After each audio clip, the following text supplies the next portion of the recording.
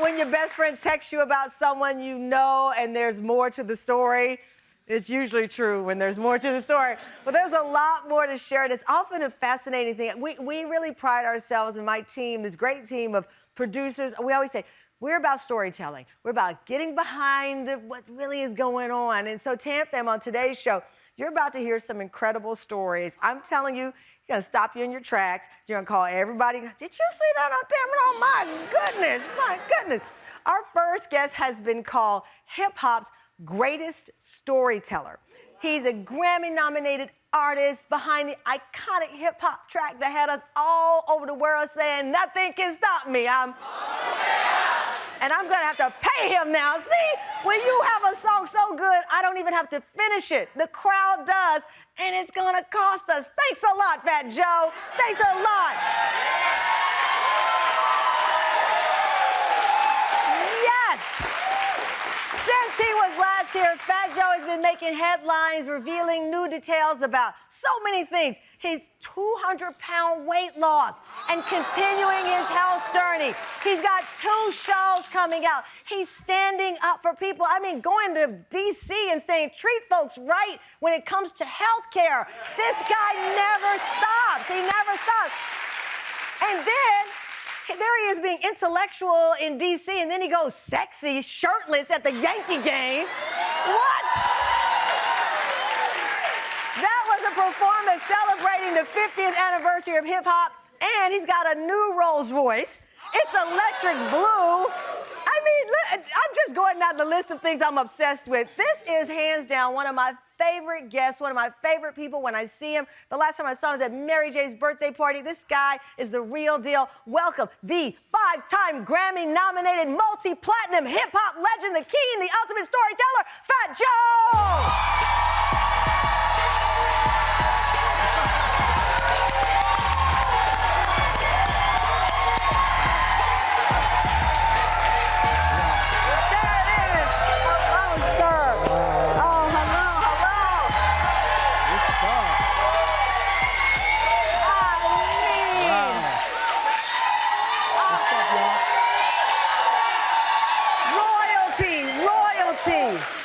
Yo,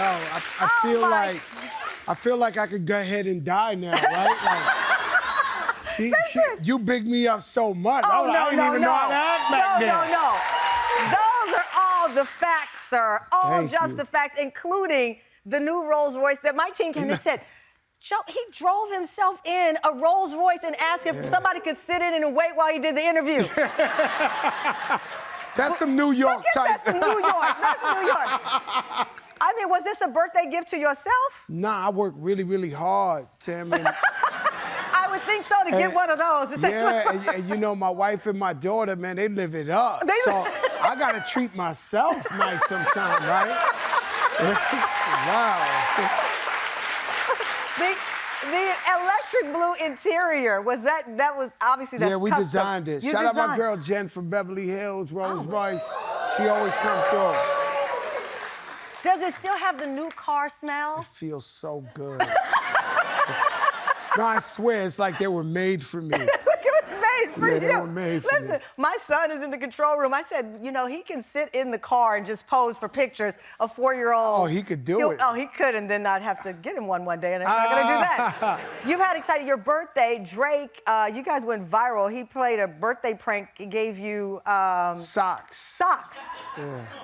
And what's the backstory? Because you're the best. Backstory, he gave me a watch, too. Oh, So shout out to Steak and Drake, and we made a joke with the socks, but it came with a watch. The socks came with a watch? Yeah. That's my brother. I was just in Toronto last week. He came to the show.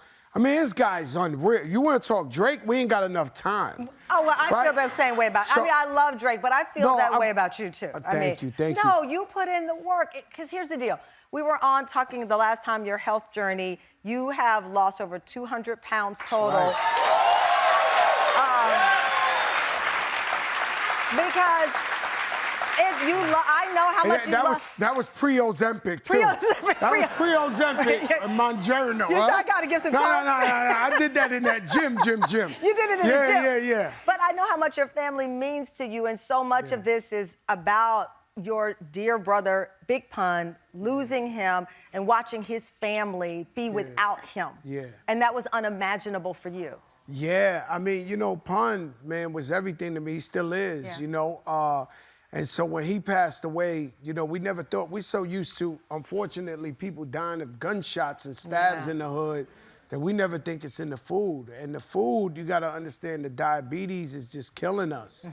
And so, you know, I was diabetic when I was 14 years old. That's when you first learned? I didn't realize you were that young. Yeah, I was 14, and then when I lost 2 human beings, I got off insulin. So now so now I still live like I'm diabetic. So I stay away from the sweets, I stay away from the rice, the bread, everything that turns into sugar. Because I'll tell you really quick without preaching, rice, the minute you eat it, it turns into sugar in your system. Yeah. Bread, you can eat a pretzel with salt, and everything, it turns into sugar. If you Spanish like us, they're gonna give you the totones, the plátanos, sugar. You know, I mean, and so it's just right there, you know, and so we don't really know what we're doing to our bodies. So I just wish we had the education and the knowledge we did. Which is what when is Pun was here. your range is so cool, because as I said at the beginning, you are now, part of what your work is now is fighting for truth in healthcare. Well, you know, there's 100 million Americans going through bankruptcy right now because of the healthcare prices. Yes. And we know when we ain't got money in the family, what happens? The family splits up. Yeah. Right?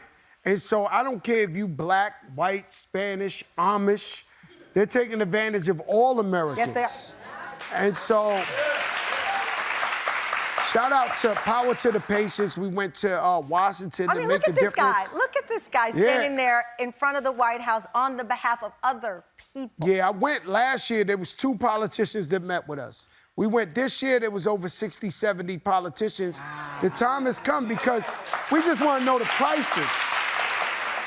The hospitals try to tell you now, yo, we'll give you an estimate. No, we want to know the prices. Why, Joe? Why do you want to know the prices? Because when you go for a CAT scan or MRI, you want to know what hospital is charging you what. And if you got 3 hospitals, we're going to go for the cheaper price. 100%.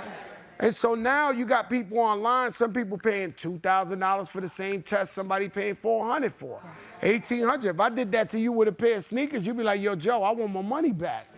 Right? So, I mean, you know, it's destroying families in America. So all we want is the prices and healthcare transparency, and it affects everybody.